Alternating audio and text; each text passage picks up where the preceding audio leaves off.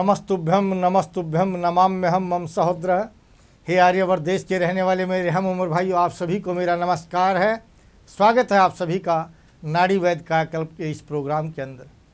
क्योंकि आप स्वस्थ रहना चाहते हैं, आपके अंदर विचार हैं, भाव हैं। निष्प्रिय हो अधिकारी सात, इच्छा रहित का भी अधिकारी नहीं होता।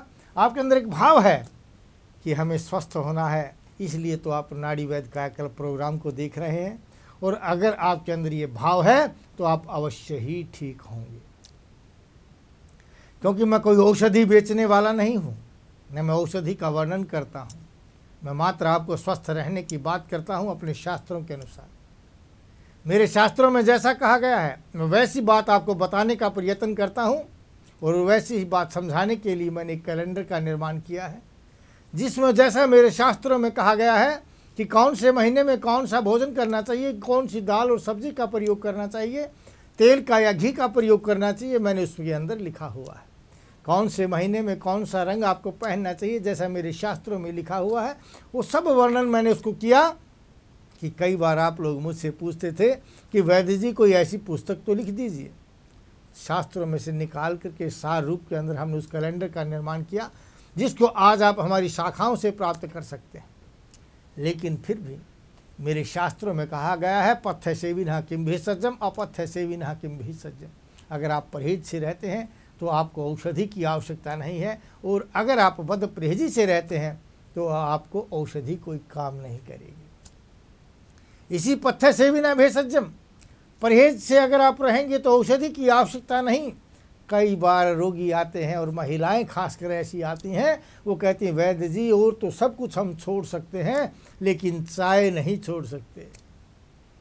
बड़ा आश्चर्यचकित होता हूँ, मैं हंस कर कहता हूँ बहन जी, जब आपका विवाह हुआ, जिस घर के अंदर आप इतने प्यार से रही, 15-16 साल व्यतीत किए, उस घर को आपने एक रात के अंदर छोड़ दिया। लेकिन इस चाय को जो आपके शरीर को रोगी बना रही है, इस चाय को आप नहीं छोड़ सकते। कमाल की बात है। जिस चाय से आपके शरीर के अंदर रोग पैदा होते हैं, क्यों होते हैं चाय से रोग, मैं आज आपको बता देना चाहता हूँ। क्योंकि चाय के अंदर एक गुण है, वो है लघु, रुक्ष, उष्ण, तीक्ष्ण। ये तीक्ष्ण है, तत्क्षण प्रभाव डालती है। लोग कहते हैं कि उसको पीते ही ताकत आ जाती है और काम करने को लग जाती है, थकावट दूर हो जाती है। इसका मतलब तीक्ष्ण है, ये तुरंत प्रभाव डालती है। लघु भी है, क्योंकि भरे हुए पेट भी आप इसको ले सकते हैं, पेट भारी नहीं करते हैं। ये सभी गुण वायु के हैं। वाह गति गंधन यो प्रसार्यति हिति वायु, वायु उसी को कहते हैं जो गंध का प्रसार करती है। पित्त पंगु कफ पंगु पंगु मलधात्व वायुना यत्र नियंते तत्र गच्छन्ति मेघवत। इस शरीर के अंदर पित्त भी लंगड़ा है, कफ भी लंगड़ा है, लेकिन वायु इसको जहाँ लेकर के जाती है वहीं चली जाती है। लेकिन ये जब वायु बार बार चाय का प्रयोग करने से ज़्यादा हो जाती है, जो अति वायु हो जाती है, जब सहज भाव से वायु चलती है तो बड़ा आनंद आता है। जब यह वायु तूफान का रूप ले लेती है तो सब चीज़ को ढहा देती है। जब चाय के बार बार पीने से ये बढ़ी हुई वायु एक तूफान के रूप में आ जाती है तो कहीं कफ को भगा देती है, कहीं पित्त को भगा करके आपके शरीर के अंदर रोगों का घर बना देती है। इसलिए मैं बार बार कहता हूँ कि सुबह सुबह खाली पेट आप गर्म दूध पीते हैं, गर्म पानी पीते हैं, या फल खाते हैं, चाय पीते हैं, ये सभी खराब चीज़ें हैं। सुबह उठते ही 8 बजे से पहले पहले आपको हर हाल में भोजन कर लेना चाहिए, और जब तक भोजन नहीं मिले आपको पानी का प्रयोग करना चाहिए। पानीयम प्राणिनाम प्राणः, पानी तो प्राणियों का प्राण है, ऐसा शास्त्रों में कहा गया है। इस पानी का जितना ग्रहण किया जाए उस पानी से कभी बीपी हाई नहीं हो सकता। इस ग्रहण किए गए पानी से किडनी का रोग ठीक हो जाता है, पथरी स्वतः कष्ट जाती है। इस पानी के प्रयोग करने से चेहरे पर कभी झुर्रियाँ नहीं आती। जो व्यक्ति बहुत ज़्यादा चाय पीते हैं उनके चेहरे पर झुर्रियाँ आ जाते हैं, बूढ़े हो जाते हैं। अगर आप जवान रहना चाहते हैं, स्वस्थ रहना चाहते हैं, तेजस्वी रहना चाहते हैं, तो चाय का प्रयोग बिल्कुल बंद कर दीजिए। क्योंकि चाय से निकोटिन होता है, निकोटिन में आमाशय का जूस बनता है, और आमाशय का जूस जब ज़्यादा मात्रा में बन जाता है तो उससे एसिडिटी पैदा होती है, जो जलन पैदा करती है। इसी एसिडिटी से आपको बीपी बढ़ता है, और बीपी के बढ़ जाने से किडनी खराब हो जाती है। किडनी के खराब हो जाने से डायलिसिस पर चले जाते हैं, और डायलिसिस पर चले जाने के पश्चात राम नाम सत हो जाता है। इसी चाय के पीने से खुश्की आती है, खुश्की आकर के वायु बढ़ जाती है और वायु बढ़ने से गठिया का रोग हो जाता है। गठिया का रोग होने से आपके घुटनों का दर्द बढ़ जाता है, घुटने बदलने पड़ जाते हैं, घुटने बदलने पर भी आप ठीक नहीं होते हैं, चलने फिरने में लाचार हो जाते हैं। इसी वायु के बढ़ने से आपके शरीर के अंदर मोटापा आ जाता है। इसी वायु के विकृत होने से आपको पार्किंसंस का रोग होता है। इसी वायु के विकृत होने से आपकी जिह्वा लड़खड़ा जाती है, डिप्रेशन हो जाता है। इसी वायु के विकृत हो जाने से आपको पैरालाइज हो जाता है। और उसी वायु को बढ़ाने वाली इस चाय का आप बार बार प्रयोग करते हैं। क्या आप स्वस्थ नहीं रहना चाहते? एक भाई लुधियाना से आए थे, राजेश बत्रा जी, बड़ी हंसी हुई। वो बोला, वैद्य जी मैं तो मात्र आपके दर्शन करने के लिए आया हूँ कि मेरा बीपी कभी ठीक नहीं होता था, लेकिन आपके बताए अनुसार मैं सुबह 8 बजे से पहले भोजन करने लग गया और भोजन के बीच में मैं पानी पीता हूँ जैसे आप कहते हैं। अब मेरा बीपी ठीक हो गया है, मेरा पेट काफ़ी बढ़ा हुआ था, मेरा पेट भी कम हो गया है। मैं लुधियाना से मात्र किराया लगा करके इसलिए आया हूँ कि मैं आपको ये बात बता दूँ और आपके दर्शन कर दूँ। मुझे बड़ी खुशी हुई। और ये बात आपको इसलिए बता देना चाहता हूँ कि बहुत से लोग कहते हैं जी, कोई कहता है भोजन के 1 घंटे बाद पानी पीना चाहिए, कोई कहता है 1 घंटा पहले पीना चाहिए। पानी के बीच की बात तो कोई करता ही नहीं है। तो मैं कहता हूँ कि शास्त्रों में कहा गया यथा शास्त्रेषु निर्णीतम तथा व्याधि चिकित्सितम, जैसा शास्त्रों में कहा गया मैं वैसी ही बात करके चिकित्सा करता हूँ। मेरे शास्त्रों में कहा गया भोजन मध्य अमृतम वारी, भोजन के बीच में जो पानी है अमृत का काम करता है। लेकिन कैसे पीना चाहिए? मुहुर्मुहुः वारं वारं वा जिह्वां प्रक्षालनम कृत्वा भोजनम करितव्यम। आपको बार बार जिह्वा को धोते हुए, मुख को साफ करते हुए घूंट घूंट करके पानी पीना चाहिए। और जो व्यक्ति तगड़ा होना चाहते हैं तो घड़े का पानी पीजिए, और जो मोटे व्यक्ति हैं वो भोजन के बीच में गर्म पानी का प्रयोग करें तो वो पतले हो जाते हैं।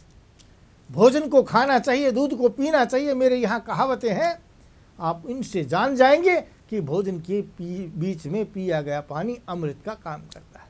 भोजन अंते विस्पर्धम, भोजन के तुरंत बाद में अगर पानी पिएंगे तो जहर का कार्य करेगा। भोजन आदि रोग कारणम, भोजन के शुरू में अगर पानी पीते हैं तो बीमारी को पैदा करता है। तो अगर आप बीपी को ठीक करना चाहते हैं, मोटापे को ठीक करना चाहते हैं, तो भोजन के बीच में घूंट घूंट करके पानी पिए और सुबह 8 बजे से पहले भोजन कर लें। रात्रि को 4 बजे के बाद किसी भी टाइम भोजन कर सकते हैं। दिन भर अगर आपको भूख लगती है खूब पानी पीजिए, या फलाहार का प्रयोग करके अपने शरीर को स्वस्थ बना सकते हैं।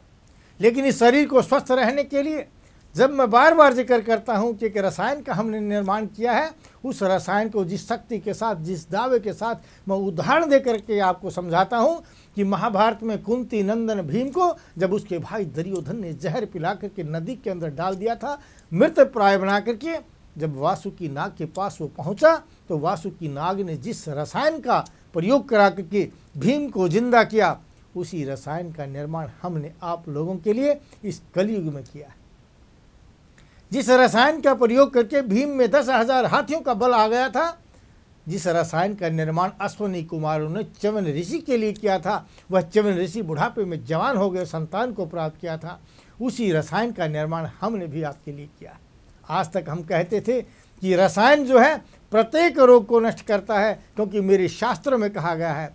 लेकिन धीरे धीरे मैंने उसी भाषा में आप लोगों को समझाने के लिए अपने यहाँ एक लैब का निर्माण किया, और उस लैब के अंदर जब मैंने रसायन का प्रयोग एड्स के वायरस पर और कैंसर के वायरस पर, मस्कुलर डिस्ट्रोफी के वायरस पर इसका प्रयोग किया तो बड़ा उत्साहित हुआ, क्योंकि मैं उसी भाषा में आप सबको समझा सकता हूँ जिस भाषा में आज का डॉक्टर कहता है कि आयुर्वेद कहीं काम नहीं करता। मैं कहता हूँ आयुर्वेद से उत्तम कोई औषधि ही नहीं है। अगर उस औषधि का उसी ढंग से निर्माण किया जाए जैसा शास्त्रों में कहा गया है कि रसायन जो है दीप्त अंतराग्नि परिशुद्ध कोष्ठ प्रत्यग्र धातु बलवानस् दृढ़ इंद्रिय है मंदजर नित्य रसायन, उससे भी पुरुषों प्रतिष्ठ है। उस रसायन के बारे में जिसका खाकर के अग्नि दीप्त हो जाती है, उसी रसायन का प्रयोग जब मैंने एड्स कैंसर के वायरस पर किया, मस्कुलर डिस्ट्रोफी के वायरस पर किया, क्योंकि ये वायरस मैं आपको दिखाना चाहता हूँ कि इस वायरस के ऊपर जब हमने इस रसायन का प्रयोग किया तो मात्र 10 दिन के अंदर यह रसायन इस रूप में आ गया। जो बड़े बड़े वायरस के थे वो अब छोटे रूप में हो गया, सूक्ष्म रूप में हो गया। और अगले 10 दिन के अंदर जब हमने इस वायरस को अपने रसायन के अंदर रखा तो ये बहुत ही छोटा रूप हो गया। और अगले 10 दिन के अंदर जब हमने इस वायरस का पर इसका इफेक्ट देखा तो बिल्कुल ख़त्म था। आज 1 महीने तक ये वायरस दोबारा जिंदा नहीं हुई, क्योंकि शास्त्रों में लिखा गया है कि रसायन आपके शरीर के प्रत्येक अंग को मजबूत करता हुआ आपको प्रत्येक रोग से मुक्त करेगा। इस रसायन का प्रयोग करके बच्चे जो छोटी अवस्था के हैं, जो छोटे रह जाते हैं, उनकी हाइट बढ़ जाती है।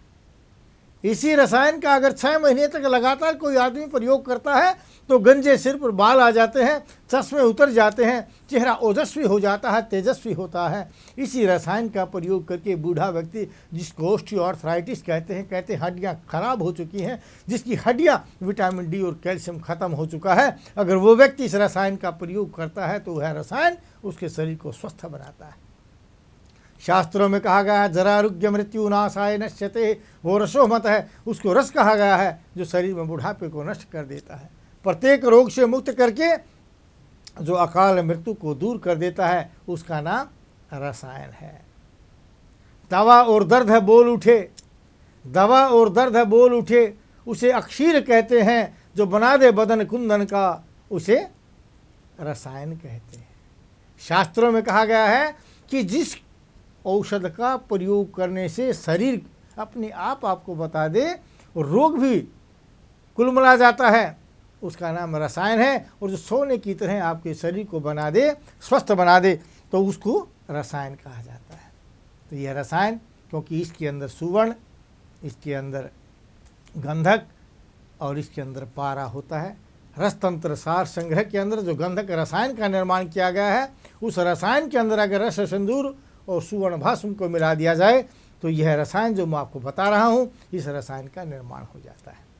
जिस रसायन का महत्व शास्त्रों के अंदर दिया गया है, अपने 30 वर्षों की चिकित्सा में, जिसमें मैंने बहुत से लोगों को रसायन का प्रयोग कराया, आज वे स्वस्थ हैं। उसी रसायन का मैं बता रहा था कि हमने अपनी लैब के अंदर AIDS, cancer, muscular dystrophy, osteoarthritis के बैक्टीरियाज पर, वायरस पर इसका प्रयोग किया तो एक सफल इलाज मिला।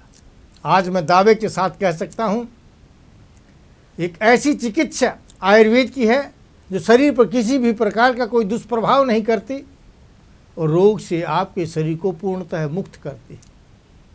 आपने बहुत से अंग्रेजी इलाज किए होंगे, चाहे कैंसर में कीमियो का देखा होगा, उसमें आँख की खराबी हो जाती है, घाव पैदा हो जाते हैं, आदमी उसको सहन नहीं कर पाता है, उसके साइड इफ़ेक्ट आते हैं, पूर्ण रूप से वो कैंसर को ठीक नहीं कर पाता। एक बार जिसको कीमो कर दी गई है, चिकित्सा कर दी गई, उसके बाद पुनः उसका प्रादुर्भाव हो जाता है। लेकिन आयुर्वेद के अंदर अगर कैंसर ख़त्म हो गया तो सदा के लिए ख़त्म हो जाता है, उसका कोई दुष्प्रभाव नहीं है। और सबसे अच्छी बात क्या है कि आप इसके साथ अगर किसी अन्य पैथी का प्रयोग करना चाहते हैं तो वो भी प्रयोग कर सकते हैं।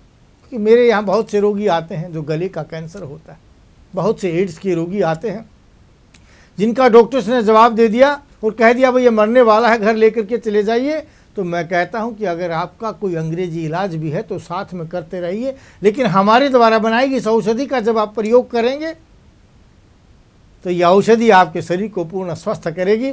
आपको लगे कि आपके शरीर के अंदर कुछ एनर्जी पैदा हो रही है, चुस्ती फुर्ती आ रही है, तो आप अवश्य ही इस औषधि से ठीक हो जाएंगे। क्योंकि इस औषधि को रसायन कहा गया है और रसायन का चवन ऋषि ने प्रयोग किया था, जो बूढ़े से जवान हो गए और बुढ़ापे में संतान को प्राप्त किया था। तो जो निसंतान व्यक्ति आते हैं उनको भी हम यही खिलाते हैं। निसंतान व्यक्ति अनुपान भेद से जब इस रसायन का प्रयोग किया जाता है तो पूर्णतः स्वस्थ हो जाते हैं। एक बहन रीना थी बादली से, शायद ये दिल्ली के पास ही का कोई गांव है। उस महिला को चक्कर आ रहे थे, डॉक्टर के पास गई, डॉक्टर ने कहा सर्वाइकल है। सर्वाइकल का इलाज किया, ठीक नहीं हुई, कान के डॉक्टर के पास चली गई। कान के डॉक्टर ने कहा कि आपके पर्दे के अंदर खराबी है। उसने कान के पर्दे का कुछ इलाज किया, फिर भी चक्कर आने बंद नहीं हुई।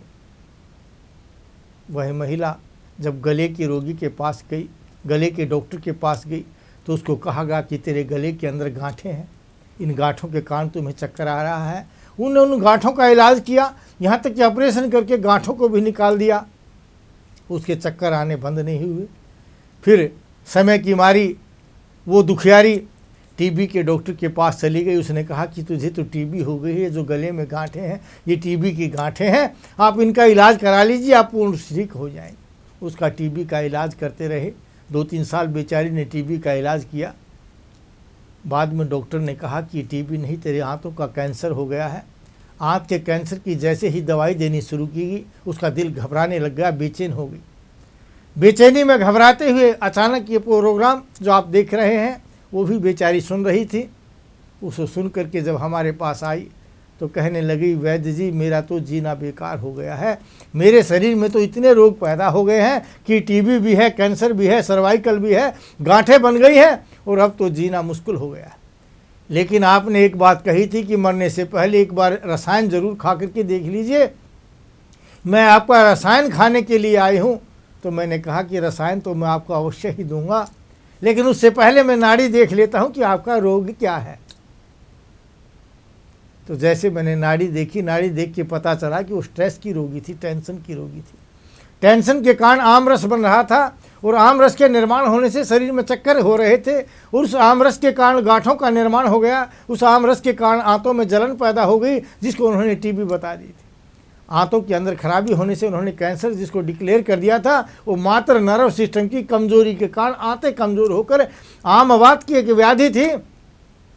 और मैंने कहा, बहन जी इतनी बड़ी कोई समस्या तो है नहीं, ये तो मात्र आम बात है। मैं 2 दिन में आपके चक्कर भी खत्म कर दूंगा, आपका पेट भी साफ हो जाएगा, बढ़ता हुआ पेट जो है ये अंदर आ जाएगा, आपके दिल की घबराहट बेचैनी आपकी दूर हो जाएगी, आप इसका प्रयोग करके देखिए। बोले, वैद्य जी क्यों मजाक करते हो, सभी डॉक्टर्स को मैंने देख लिया, दिल्ली में क्या हरियाणा में क्या, कोई डॉक्टर नहीं मिला और सभी कहते हैं कि तेरा रोग असाध्य है। मैंने कहा कि जब असाध्य रोग लेकर आ ही गई है तो 2 दिन तो मुझे भी दे दो। 2 दिन जब उसने औषध का प्रयोग किया, आज वो बिल्कुल ठीक है, स्वस्थ है, खुश है। कहती है, वैद्य जी आपने तो मेरे को जन्म दे दिया। वैद्य जी जन्म दे दिया क्योंकि मैंने शास्त्रों को पढ़ा था, शास्त्रों के अनुरूप मैंने आपको बताया कि आपने चाय का प्रयोग नहीं करना है। आपने चाय का प्रयोग करना बंद कर दिया, एसिडिटी बननी बंद हो गई। जब एसिडिटी बननी बंद हो गई तो वह एसिड का प्रभाव दिमाग की तरफ नहीं गया, आपका नर्व सिस्टम मजबूत हो गया। जब आपका डिप्रेशन दूर होगा तो नींद अच्छे से आने लग गई, और जब नींद अच्छे से आई तो आपके शरीर के अंदर ताकत आ गई। ताकत आने से जब आपकी आंतों ने काम किया, आपकी इंटेस्टाइन मजबूत हो गई, तो खाया हुआ भोजन पचने लग गया। और जब खाया हुआ भोजन पचने लग गया तो आपकी घबराहट दूर होकर के शरीर के अंदर ताकत पैदा हो गई। और जब ताकत पैदा होगी तो आपके मन में वो भूत, जो भय का भूत था, जो उन डॉक्टर्स ने बांट दिया था, जिन्होंने आपका इलाज ठीक से नहीं किया, वो निकल गया। इसलिए आप स्वस्थ हो गए। इसलिए मैं आप लोगों को भी कहता हूं कि एक बार नाड़ी अवश्य दिखाइए, क्योंकि नाड़ी दिखाने से आपके रोग का सही कारण पता चलेगा। कई उदंड प्रकृति के लोग आते हैं, कहते हैं, वैद्य जी नाड़ी देखिए, बताइए रोग क्या। तो मैं हाथ जोड़कर कहता हूँ, मैं रोग को नहीं जानता, मैं रोग के कारण को जानता हूँ। मैं रोग के लक्षण क्या है मैं उसको जानता हूँ, किन कारणों से आप परेशान हैं मैं उन कारणों को जानता हूँ। अगर आप उन कारणों को दूर कर लेंगे तो आप अवश्य स्वस्थ होंगे। ऐसा मैं नहीं, मेरे शास्त्र कहते हैं। मैं औषधि नहीं देता, फिर भी मैं यही कहता हूँ कि मैं औषधि नहीं देता, मैं मात्र आपको पथ्य सेवन है किम भेषजम, अपथ्य सेवन है किम भेषजम। आप परहेज से रहें तो औषधि की आवश्यकता नहीं है, और अगर आप बद परहेजी करेंगे तो औषधि की आवश्यकता नहीं है। लेकिन फिर भी एक सर्वसामान्य जो सिद्धांत मेरे शास्त्रों में दिया गया है, उसमें कहा गया कि अगर आप पेट को साफ कर लेते हैं, अग्नि को दीप्त कर लेते हैं, तेज कर लेते हैं, और ताकतवर चीज़ का अगर आप ग्रहण करते हैं तो आपका शरीर भी सुदृढ़ हो जाएगा, बलिष्ठ हो जाएगा। और जब आपके शरीर के अंदर इम्यून सिस्टम मजबूत होगा तो अपने आप सारे रोग नष्ट हो जाएंगे। जब कैंसर के रोगी को कीमो काम नहीं करती, क्योंकि उसका इम्यून सिस्टम कमज़ोर हो जाता है। एड्स के रोगी की जब शक्ति, जीवनीय शक्ति कम हो जाती है, रोग से लड़ने की ताकत खत्म हो जाती है, तो लोग कहते हैं जी मर प्राय हो गया। ऐसी अवस्था पर यह रसायन कार्य शुरू करता है, क्योंकि इसका पहला कार्य है आपकी जीवनीय शक्ति को बढ़ाता है, आपके रोग से लड़ने की ताकत को ये पैदा करता है। और इसका अगर आप प्रयोग करेंगे तो आपके ये सभी रोग जो आप बड़े मानते हैं, हमारे आयुर्वेद में तो बड़ा सूक्ष्म रूप दिया गया है। क्योंकि आयुर्वेद में औषधि तो पहले पेट से चलती है, आपका पेट साफ करती है, दूसरी औषधि अग्नि को तेज करती है, और तीसरी औषधि में घी और दूध का प्रयोग किया गया है कि घी और दूध खाने वाला व्यक्ति स्नेहन मधुरम आहारम अमृत तुल्यम वर्तते। जो व्यक्ति पेट को साफ कर ले, अग्नि को तेज कर ले और भोजन के साथ घी का या मीठे का प्रयोग करता है, वह व्यक्ति कभी भी रोगी नहीं हो सकता। कितनी आश्चर्य की बात है। मैं आपको बताऊं कि आज का साइंटिस्ट, आज का डॉक्टर आपको कहता है कि शुगर हो गया, सारी ज़िंदगी दवा खाने पड़ेगी, लेकिन हम आपकी शुगर को कंट्रोल कर देंगे, कंट्रोल कर देंगे। शुगर को कंट्रोल करते करते आपकी आंखें चलेगी, आपके घुटने चले गए, आपकी सेक्सुअल पावर खत्म हो गई, आंखों से दिखना बंद हो गया, आपकी किडनी चलेगी, आपका शरीर मोटा होता चला गया, यहाँ तक कि आपका साहस भी गायब हो गया, चलते हुए सांस फूलने लग गए। लेकिन आपके मन के अंदर एक शांति है कि शुगर तो कंट्रोल है, शुगर तो कंट्रोल है, मगर आपके शरीर का कंट्रोल आपके हाथ में नहीं रहा, शरीर आपके बाहर निकल रहा है। ऐसे कंट्रोल से कोई फायदा नहीं, क्योंकि स्नेह मधुरम आहारम अमृत तुल्यम वर्तते। जिस भोजन के अंदर घी होता है, जिस भोजन के अंदर मीठा होता है, उसको अमृत कहा गया है। और आप अमृत को छोड़ करके जब कड़वी चीज़ों का सेवन करते हैं, अमृत को छोड़ करके जब आप चाय का सेवन करते हैं, फीकी चाय, कई बार लोग कहते हैं जी मैं तो फीकी चाय पीता हूँ। जब शुगर को बढ़ाने वाली चीज का प्रयोग कर रहे हैं तो कैसे कहेंगे कि आप स्वस्थ हो जाएंगे? क्योंकि आपने देखा होगा, डॉक्टर कहते हैं कि आप थोड़ा थोड़ा करके खाइए, सारा दिन खाइए, अगर आप नहीं खाएंगे तो शुगर कम हो जाएगा। आप दवा किस लिए ले रहे हैं? कि आपका शुगर कम हो जाए। सारा दिन किस लिए खा रहे हैं? कि शुगर बढ़ता रहे, उनका रोजगार चलता रहे, आपका पैसा अंग्रेजी दवाओं के माध्यम से विदेश में चला जाए और आप रोगी भी रहें और कंगाल भी बन जाए। मैं नहीं चाहता कि मेरा राष्ट्र कंगाल बने, मैं नहीं चाहता कि मेरे आर्यवर्त का देश रोगी रहे। इसलिए मैं आपको बताता हूँ, इस बात को आप समझिए। एक बार खाए योगी, 2 बार खाए भोगी, 3 बार खाए रोगी। आप डॉक्टर के पास किस लिए गए? स्वस्थ रहने के लिए। लेकिन उसने आपको क्या कहा कि थोड़ा थोड़ा करके खाइए, सारा दिन खाइए। क्यों खाइए? कि आप रोगी बने रहिए, उनकी दवाओं को खाते रहिए, उनकी दवाओं का प्रयोग करके आपका पैसा विदेश में जाता रहे, आप रोगी बनते रहें, आपका राष्ट्र कंगाल बनता रहे। वो यही चाहते हैं।